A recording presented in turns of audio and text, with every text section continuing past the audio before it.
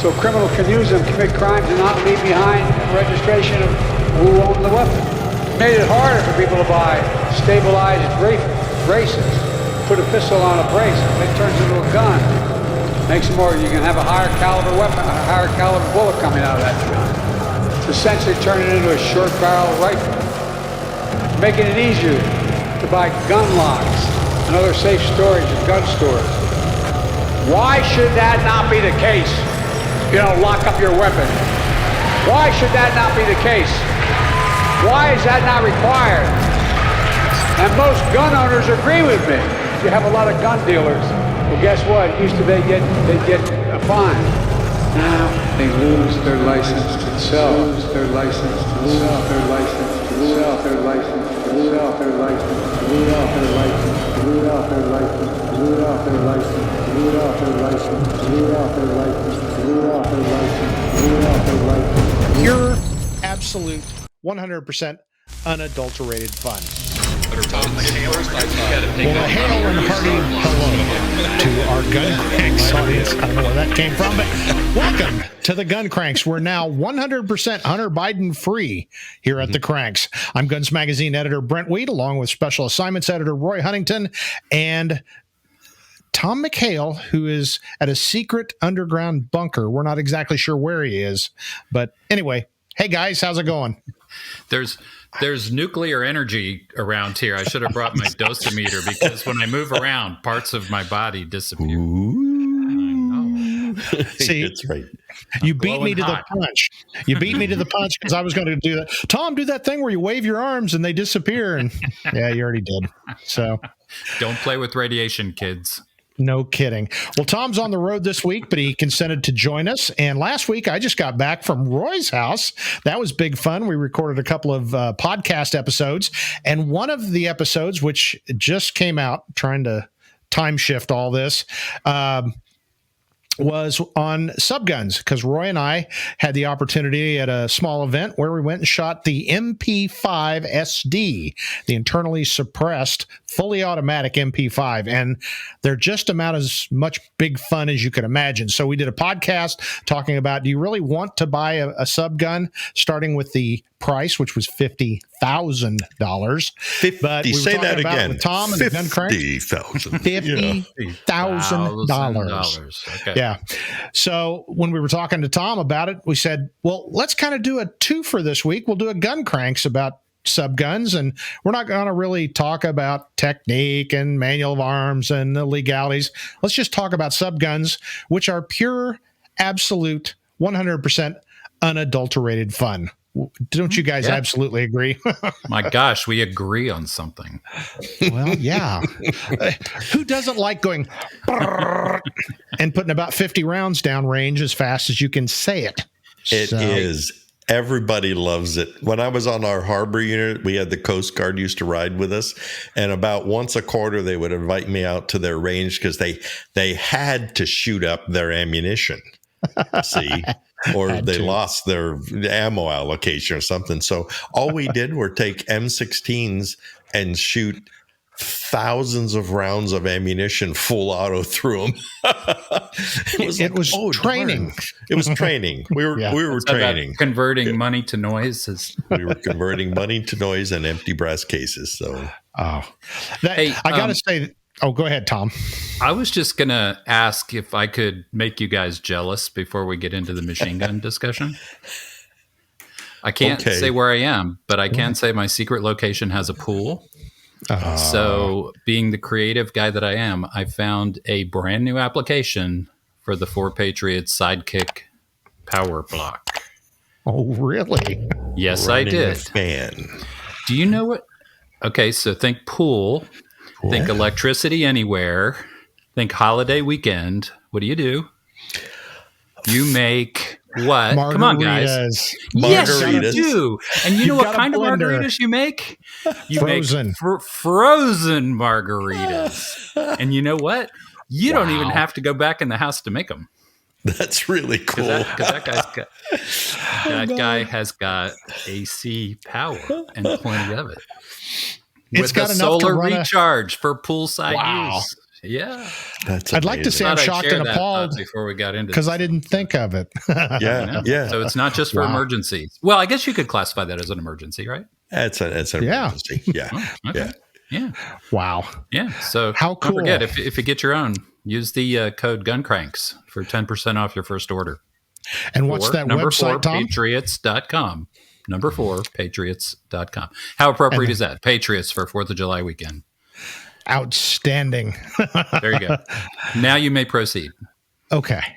Well, I'm so flabbergasted now. I hadn't thought of that. I'm going to have to dig mine out You're and welcome. see if it'll power my blender because we've got some frozen margaritas in there too. So You're welcome. excellent. Well, I saved Tom, your holiday weekend. While you've got center stage, tell us a machine gun story because something tells me you've done some things that you're, well, probably a little intriguing. Yeah, but first I just have to again, and I'm saying this in front of everyone on the internet. I agree with you, both of you. What? That's just wrong. They are fun. Now, you know what? One of the perks of this, can we call this a job? Sort of.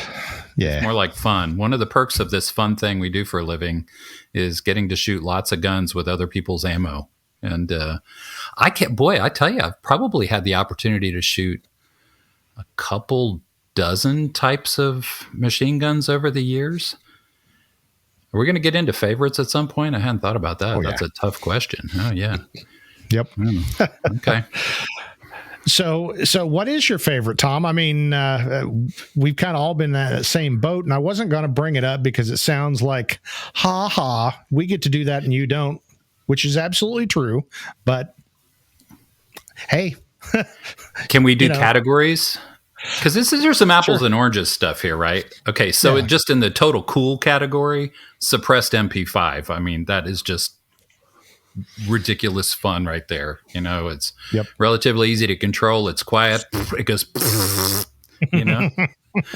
just super fun. And it just runs like clockwork, as you guys know. But then again, in the manly category, got to go with the BAR. Oh, or maybe a Thompson. You got to hold on to those though. They'll rise on you. Yeah. Well, I was going to say the full auto 16. That'll get going on you. Yeah. They're all just cool as hell. Roy, what's your favorite? I want to go back to the Coast Guard because they used to come into Mission Bay with their 82-foot cutter, which I always admired them. They're just really handsome boats. And whenever they would come in, they would put up their 50s on the bow. They had bow mounts. And so they had single 50s, and they would slowly cruise around Mission Bay on a summer Sunday with all the jet skiers.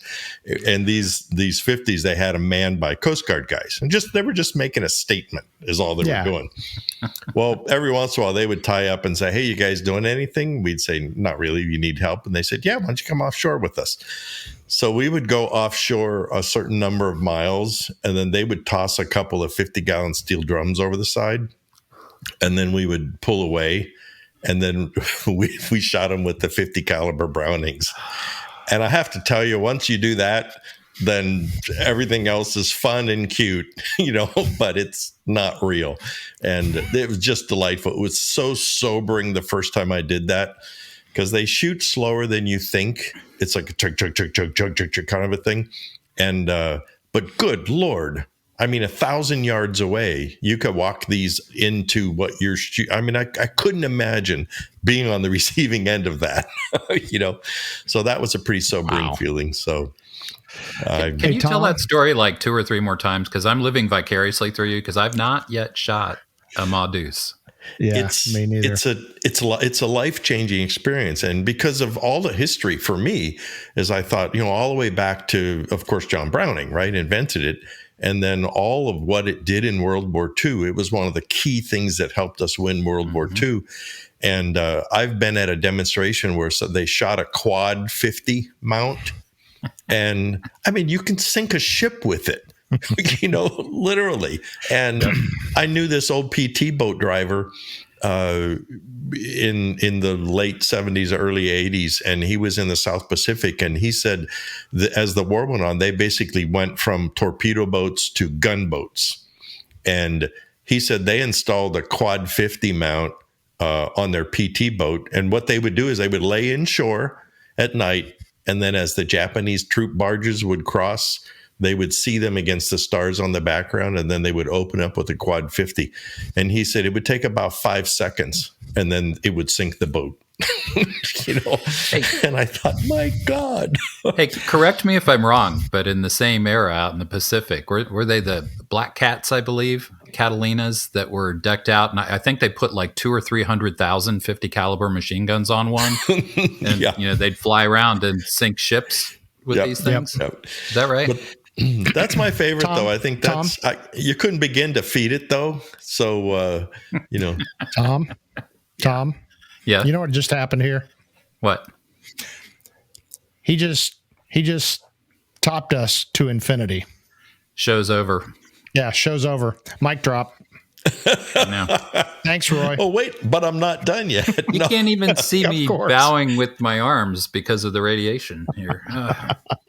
I'll tell you what, but there's a part B to that story, and that this 82-foot cutter has a steel deck, and even with your triple hearing protection on, because to shoot him, you had to wear a helmet, hearing protection, and as I recall, we had this like vest thing that we used to put on too, because it throws back a lot of crap at you, when it's shooting like that.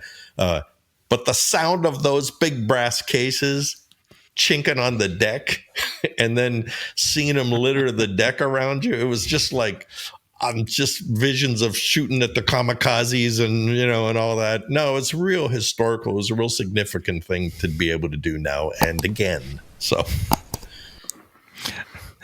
I was feeling pretty full of myself shooting the SD. Me too. I guess I'll shut up now. I shot an MP5, M16 full auto. Yeah. Well, I mean, it was fun. I will say the other, probably next to that, the funnest full auto I ever shot was called the American 180. And it looked like a Thompson, but with a Lewis gun magazine on the top of it. Right. So it had a 5-round magazine, and it was 22 long rifle, and it shot like, I don't know, 1,500 rounds a minute. It was unbelievably fast. And the drum held, I think, like 140 rounds or 150 rounds. When I was reserve in Chula Vista in the middle 70s, we had one. I have no idea how we got it, but we had one. And so we used to check it out and take it down to the range and shoot it on the range. And it sounded like a sewing machine, but then you had to reload the magazine, right? Which took forever. Wow. We shot it on an outside range one time because we had an underground range. We shot it at an outside range one time, and there were some concrete blocks there. So we put a concrete block down range, and I don't think any of us realized this, but we were thinking, it's a 22, like chip away at it or something. Nope. Turn that thing to concrete dust in no time. From sheer volume. It's like death by 1,000 cuts. It was death cuts, by 1,000 cuts. Many of them, right? Yeah, it was just. I mean, it was unbelievable. So, of course, I think they outlawed them, and the company went out of business. But anyway, that was really fun. So, doesn't somebody make a 22 Gatling gun? Oh yeah. Is it a belt-fed Gatling thing, yes, or is it a stick-fed? Okay.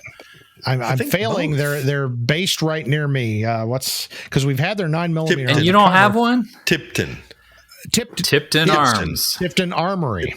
Armory. That is the name. Right. Yeah. Yeah, they've got that 9mm crank Gatling, and then have you ever seen the miniature 1917 that's like about this long, and it's belt fed, and it's a 22? Nice. No. Just everybody out there, Google it when we're done.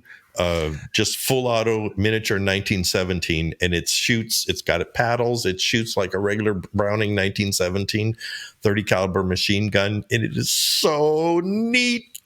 Wow. So what's the deal on that? How do you get one? I don't know how you get one them somehow. I don't know. Yeah. I mean, there are manufacturers, of class 3 guns, but I don't know how you own it, because I didn't think that you were allowed to build a machine gun and sell it to somebody. Right. Unless maybe it's just for the Class 3 audience if you've already. Yeah. Huh. Now, the question I've got, I'm working on an upcoming issue, and Will Dabbs did a piece on, he restored a Mac 10.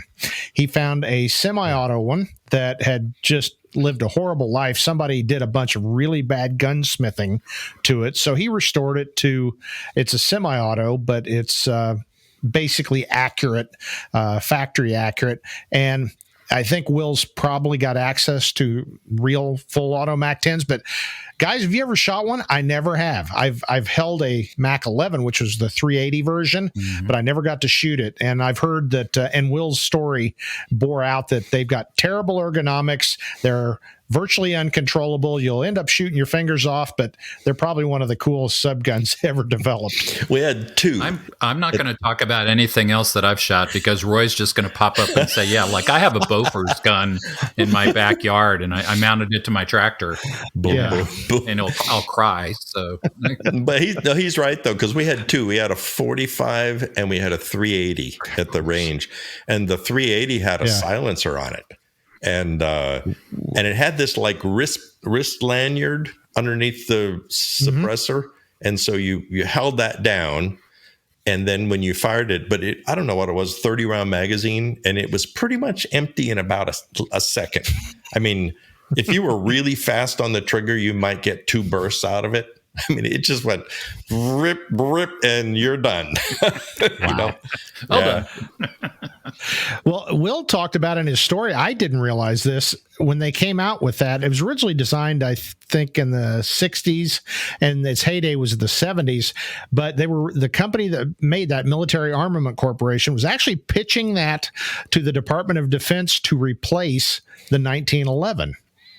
So can you imagine? And Will said all the private rank of private walking around with no fingers on their support hand. Oh. That would have been a real bad idea. Well, it was an open bolt too, Yes. So, if you don't know what that means, it means you cock the bolt back, and then when you pull the trigger, that's what actually drops a sear that lets the bolt fly forward. Yeah. And so it's like triple dangerous, Yeah.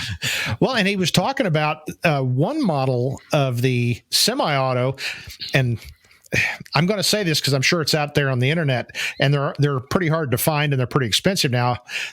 But you could take bolt cutters and you cut something, and that turned it from a semi-auto into full auto set of bolt cutters. So yeah, but it was a full auto, and you pull the trigger and you empty the magazine. Unload. There was no disconnector, Well, I think though, but they're fun, and we all will say that. And anytime I've been anywhere that there was a machine gun involved and people would shoot it, they would always grin. I don't care how anti-gun they were in the world. You hand them a machine gun, show them how to do it. They shoot it and they grin and they say, "Can I do it again?" So, I mean, they're like probably ambassadors for the shooting sports. But as we know, Brent, from when we shot that other gun, the only problem though is that if you own one, I mean, it's a lot like the best way to own a sailboat is to have your friend own a sailboat. So you can go sailing on it every once in a while, and he has to clean it. He has to pay for the maintenance. He has to, do all that stuff. And machine guns to me are exactly the same thing, because I mean, you can't really use them for anything other than just play.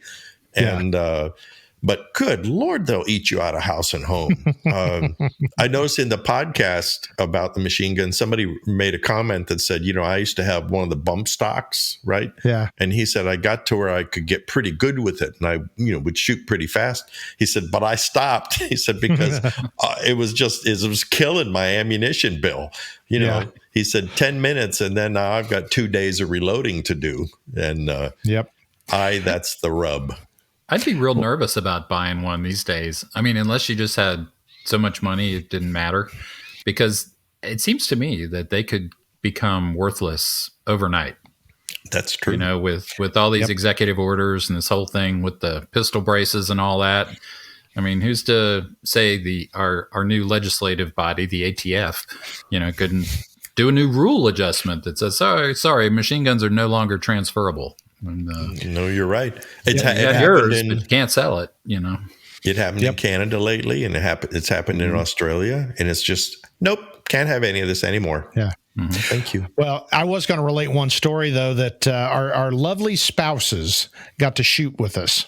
And my spouse had never shot a sub gun. And she's not the kind of person to do this, but Roy, do you remember the noise she made after she unloaded that first magazine? It was kind of a kind of a guttural. And I thought, and she likes to shoot. She's not a real avid shooter, but she likes to shoot, and she now has a couple of guns, courtesy of Roy. Thank you very much. But yeah, the noise, it almost scared me. Speaking of buying machine guns. Exactly. So what kind are you going to be buying, Brent? None. Exactly none.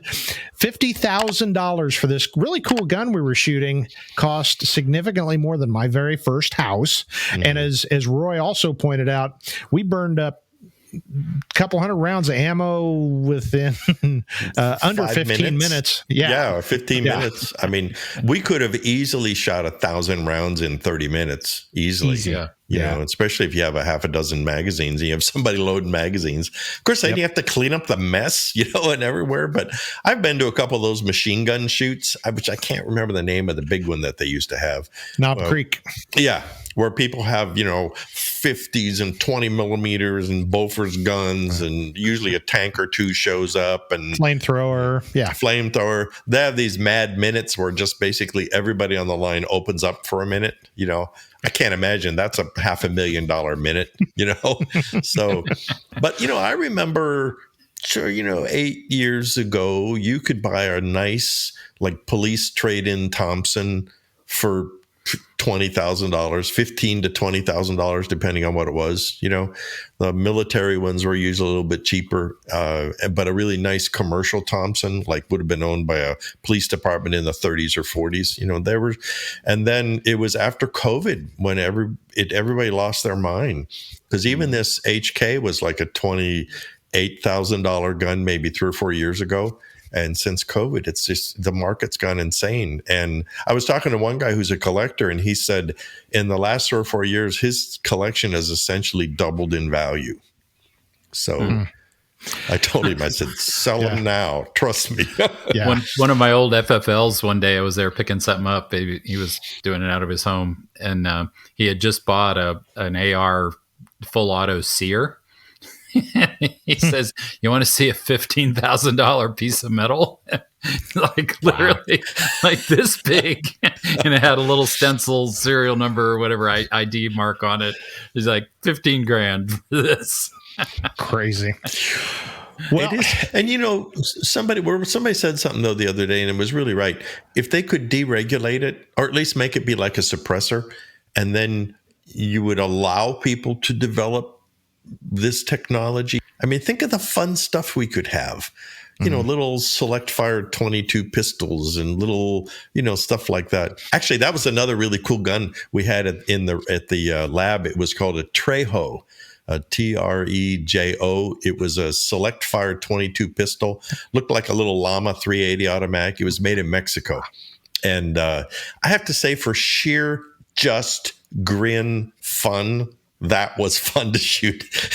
Load it up. You could get about 2 bursts out of it, and you're done. Did it run? Sure was it reasonably reliable with the rimmed cartridges and everything? Yeah. Cartuchos de 20, So it was fun. Wow.